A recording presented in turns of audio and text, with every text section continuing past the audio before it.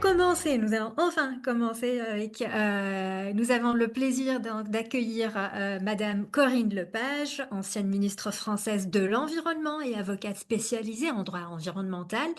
Au cours de sa carrière, elle a été également députée européenne. Elle enseigne aujourd'hui euh, les questions liées au développement durable à Sciences Po Paris. Son intervention aujourd'hui va nous permettre de revenir sur l'histoire et les enjeux internationaux de la finance climatique, de comprendre comment ces mécanismes se sont progressivement imposés dans les politiques environnementales mondiales. Madame Lepage, Madame le ministre, vous avez la parole. Merci beaucoup. Merci à Paul et à Julien pour cette invitation. Je les appelle par leur prénom parce qu'on se connaît bien et donc je vais pas faire, j'ai pas joué à ne pas se connaître, n'est-ce pas? Vous dire pourquoi ce sujet me paraît absolument majeur et notamment pour le continent africain, sachant pour être tout à fait transparente que je travaille avec Paul en tant que conseil du Fonds souverain. Et donc, si je le conseille, c'est bien parce que je suis absolument convaincue que c'est une démarche qui est absolument indispensable. Alors, il faut bien comprendre que nous sommes au croisement du droit et de l'économie. Point 1. Croisement du droit et de l'économie. Et on sait très bien que les efforts d'atténuation que nous allons faire ne suffiront pas, ne serait-ce que parce que il faut bien comprendre que lorsqu'on dit qu'on veut être en neutralité carbone en 2050, neutralité carbone, ça veut dire quoi? Ça veut dire qu'on est capable de compenser tout ce qu'on émet. Ça veut dire qu'on n'émet plus, sinon on vit plus. C'est absurde. Bon. Donc, pour compenser, la mère nature a été très généreuse avec les humains que nous sommes, puisqu'elle a créé ce qu'on appelle des puits de carbone. Les puits de carbone, c'est quoi? C'est des forêts, c'est des sols, et c'est la mer, avec en particulier les mangroves. Et je pense que Paul aura l'occasion d'en parler à propos de Djibouti, les mangroves qui ont des capacités de capture de carbone qui sont 4 fois plus importantes que la forêt. Ça, c'est donc les puits de carbone dits naturels. Ces puits de carbone naturels qui, globalement, permettaient jusqu'à présent de stocker 1 tonne sur 2, qui était émise par les humains. Ces puits de carbone se réduisent, malheureusement, et en particulier les puits forestiers. Et il faut savoir, par exemple, que la forêt amazonienne, aujourd'hui, dans certaines zones, relargue du carbone et n'en stocke plus. Ce qui veut dire que si nous voulons même rester au même niveau de puits de carbone que ce que nous avions, il y a des efforts absolument majeurs à faire pour développer tout ce que naturellement on peut stocker en termes de carbone. Je n'irai pas très loin aujourd'hui sur les puits de carbone technologiques parce que c'est un peu long pour en parler, que j'ai 20 minutes et que j'ai beaucoup de choses à vous raconter. Mais il faut savoir que ça existe, que c'est pas encore tout à fait mature. Ça consiste à quoi? Ça consiste à récupérer le carbone qui est émis soit directement dans l'atmosphère, soit au moment d'une opération industrielle, le récupérer et le stocker. Le stocker où ça? Le stocker dans des couches profondes, d'anciens puits par exemple, d'anciennes zones pétrolières, d'anciennes zones gazières, et aussi au fond de la mer, et en particulier de la mer du Nord, où le Danemark aujourd'hui est très en avance là-dessus. Voilà. Donc ça, c'est globalement le pourquoi est-ce qu'il faut aller vers les puits de carbone. Deuxièmement, il apparaît de manière évidente que la transition coûte extrêmement cher dans tous les pays, mais en Afrique aussi, parce qu'il faut électrifier, parce qu'il faut financer ces opérations, parce qu'il faut passer du fossile à l'électrique propre, parce qu'il faut probablement changer les méthodes agronomiques, parce qu'il y a énormément de choses à faire. Et nous savons tous que les fonds publics sont de moins en moins importants. Je ne parle même pas de ce que nous vivons depuis 1 an, mais même avant, les fonds publics ne permettaient pas de financer convenablement les États africains, mais les autres aussi, hein, dans la voie de la décarbonation. D'où l'intérêt d'aller vers des systèmes de crédit carbone qui vont donc être des outils financiers qui vont être assis sur ce qu'on appelle des sous-jacents, c'est-à-dire des opérations de stockage du carbone. Et ces sous-jacents vont donc permettre de générer des crédits carbone qui, eux-mêmes, vont pouvoir avoir des valeurs différentes, mais qui vont être d'assez grande valeur lorsqu'ils sont en capacité d'offrir ce que l'on appelle des co-bénéfices, c'est-à-dire en même temps des avantages pour la biodiversité, des avantages pour la population autochtone. Par exemple, à cet égard, tout ce qui concerne la mangrove est très intéressant. Pourquoi? Parce que, outre le fait qu'un hectare de mangrove, c'est 4 hectares de forêt, la mangrove, ça permet de faire travailler les populations côtières. Ça permet de lutter contre l'envahissement des terres par la mer, c'est-à-dire de fixer les sols, et ça permet de protéger de la biodiversité. Donc, les co-bénéfices sont extrêmement importants. Ce sujet prend une nouvelle ampleur, mais il n'est pas totalement nouveau, et vous m'avez demandé de faire un petit point historique que je vais essayer de faire très rapidement. En fait, l'idée des crédits carbone est née euh, au moment des accords de Kyoto, donc nous repartons très en arrière en 1997. En 1997, les accords de Kyoto qui séparent les pays en pays de l'annexe 1 et pays de l'annexe 2, pays de l'annexe 1 c'est les industrialisés, pays de l'annexe 2 c'est les autres, prévoient des mécanismes, dits mécanismes de développement propre et mécanismes d'opération conjointe, qui vont permettre d'aller financer des opérations de stockage de carbone dans la forêt, essentiellement ça a été fait à 98% sur la forêt, dans des zones où la forêt est très dense, notamment l'Afrique, et qui va donc permettre de dégager des crédits carbone qui vont pouvoir s'échanger sur un marché volontaire.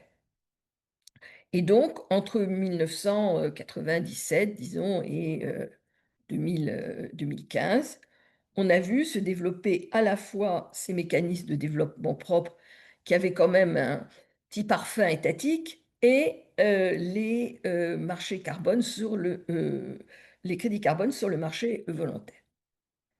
Qu'est-ce qui a changé depuis? D'abord, ce qui a changé, c'est que Kyoto a cessé d'exister. Kyoto a cessé d'exister et donc on ne pouvait plus utiliser ces mécanismes et les derniers qui restent ont été inclus dans le système dont je vais parler tout à l'heure qui est issu des accords de Paris.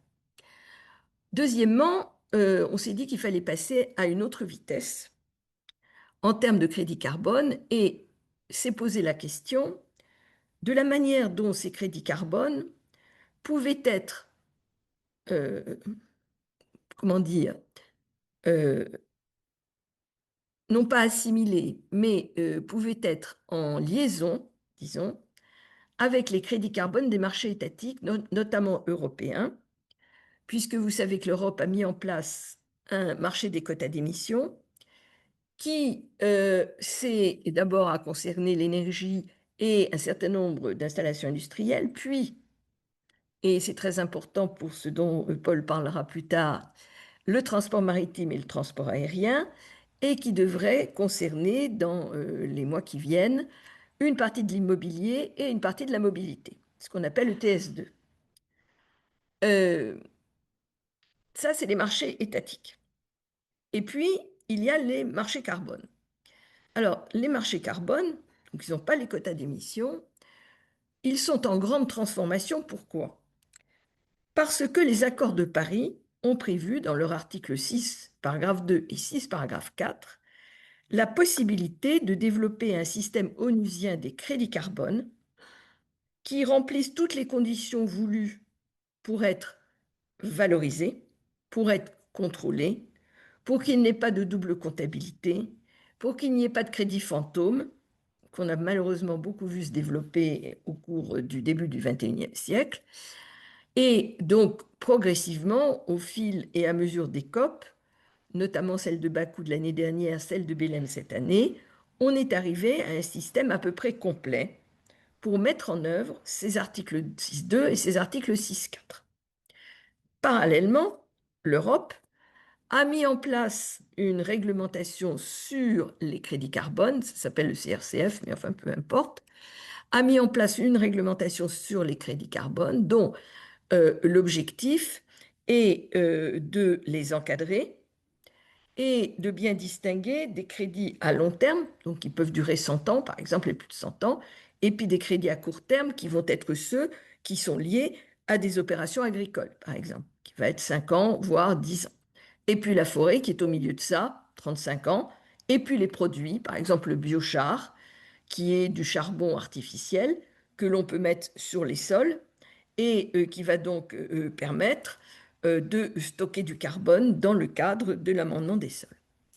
Donc, le système juridique à la fois européen et international se développe massivement, à telle enseigne que vous avez peut-être vu ou entendu que lorsque l'Europe s'est engagée à atteindre en 2040 une réduction de 90% de ses émissions de gaz à effet de serre, elle a dans le même temps admis que 5% de cet objectif pourrait être tenu par des crédits carbone internationaux.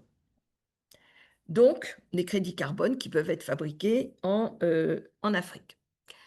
Donc, on arrive à un système juridique qui est assez complet, à des méthodologies qui sont maintenant bien connues et bien fixées, que ce soit la forêt, que ce soit l'agronomie, que ce soit la mer. Quand je dis la mer, c'est les mangroves, c'est les algues notamment. Et donc, j'en reviens à l'Afrique. Pourquoi est-ce que l'Afrique est directement intéressée par tout cela?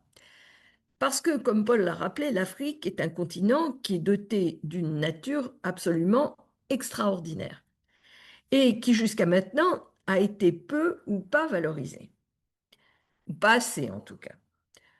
On parle toujours de l'Amazonie, mais nous savons tous que le bassin du Congo, c'est également une zone extrêmement importante et qui, elle, n'est pas en émission quand l'Amazonie, par zone, je l'ai dit tout à l'heure, est en surémission et donc relargue du carbone.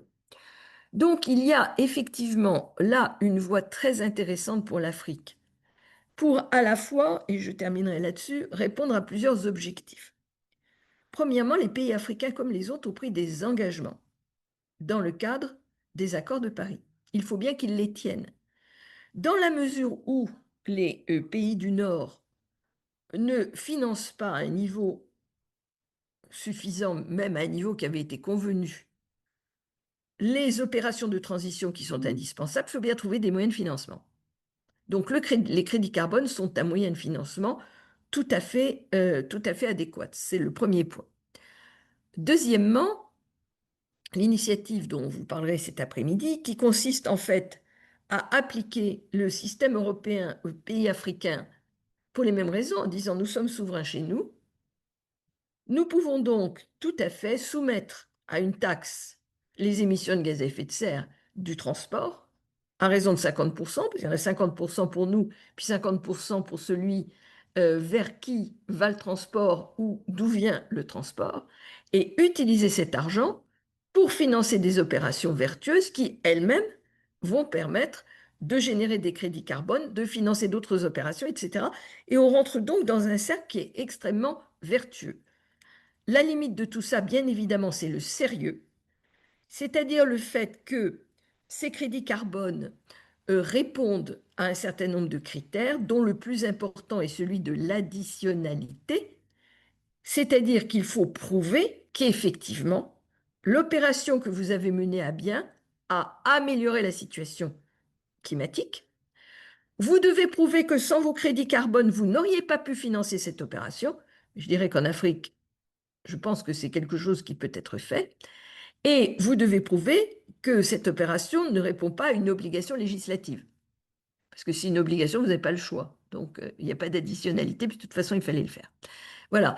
Et donc, progressivement, les méthodes se mettent en place. Vous avez, je pense que vous aurez l'occasion d'en parler, mais maintenant, toute une série d'organismes internationaux. Je pense à Vera, je pense à Gold Standard, je pense à Label Bas Carbone, je pense à beaucoup d'autres, qui sont en capacité de valider des méthodologies et de valider des projets. Donc c'est tout à fait sérieux, c'est tout à fait prouvé. Et à partir de là, effectivement, on peut, en toute, j'allais dire, quiétude, mener à bien ces opérations et récupérer des moyens pour financer le développement durable de l'Afrique, c'est-à-dire à la fois un développement économique et l'amélioration, l'entretien, l'amélioration de ce patrimoine naturel absolument remarquable qui est celui des pays africains. Voilà, j'espère avoir à peu près tenu dans les temps qui m'étaient impartis.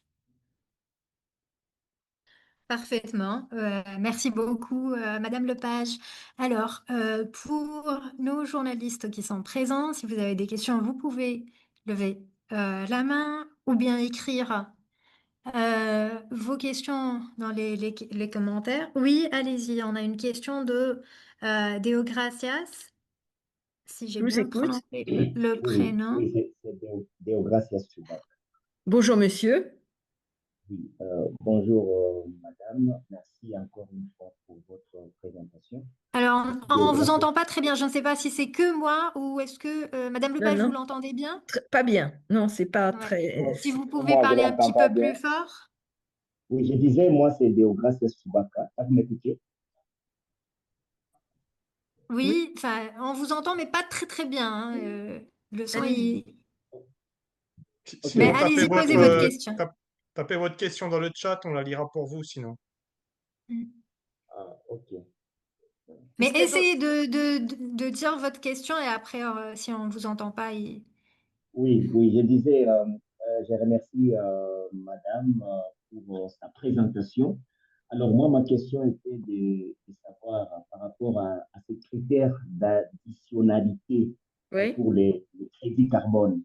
Alors, nous savons tous que le continent africain aujourd'hui est le plus vulnérable par rapport à tous les effets du changement climatique.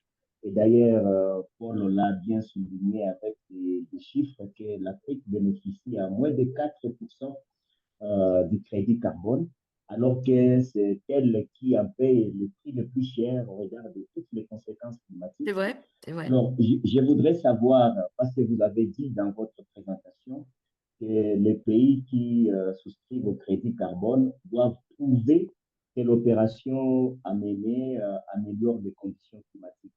Hmm. Alors, cette preuve est basée principalement sur quoi? Quel élément de preuve Oh, c'est très fournit cette... simple.